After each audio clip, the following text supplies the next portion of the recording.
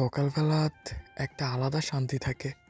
সূর্যের আলোটা যখন ধীরে ধীরে গাছের পাতার ফাঁক দিয়ে নামা শুরু করে, পুরো গ্রামটা যেন নতুন কইরা জায়গা উঠে।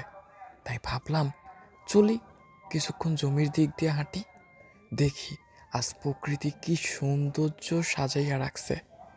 আমাদের গ্রামের জমির ছোট ছোট লাইল আছে, শহরের মানুষ হয়তো এগুলো তেমন কিছুই দেখতো না, কিন্তু গ্রামের মানুষের লাগি এগুলোই এক একটা সুযোগ, এক একটা ছোট প্রাণ, ছোট স্বপ্ন। ফাঁকা জায়গা বলে কিচ্ছু নাই এখানে।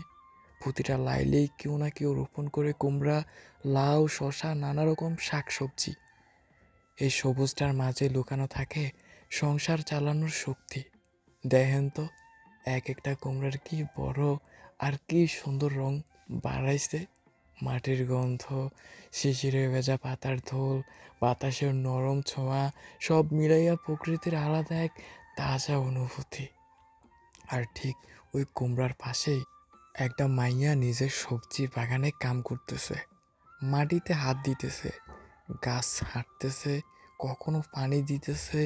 তার চোখের ক্লান্তি কম, আশা বেশি।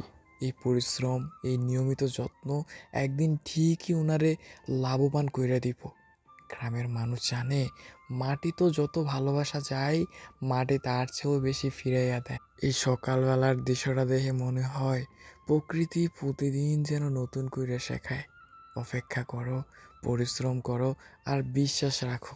আর হাঁটতে হাঁটতে মনে হইল, গ্রাম মানে শুধু ঘরবাড়ি না, গ্রাম মানে মানুষ, তাদের স্বপ্ন, আর সেই স্বপ্নটা লালন কইরা সবুজ মাটির বুক, এই নীরব প্রকৃতি, এই মানুষের জীবন, এটাই গ্রামটারে এত সুন্দর কইরা তোলে।